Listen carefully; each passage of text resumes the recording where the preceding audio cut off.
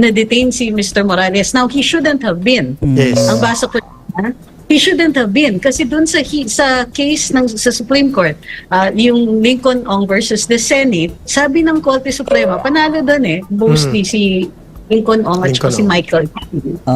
Yun yung mga nagdaang hearing last administration na ito si Gordon pinakontempt itong kanilang pinaimbestigahan at natalo sa Supreme Court. Pinalabas po mga kababayan, sabi ng Supreme Court, illegal ang ginawa niya. Sabi ng Korte Suprema, kung i-detain ninyo as an exercise of your contempt powers, kailangan strict yung pagsunod ninyo sa due process. Yes. And hindi stricto yun. How are you going to observe due process? Ibig sabihin, bibigyan niyo siya ng pagkakataon.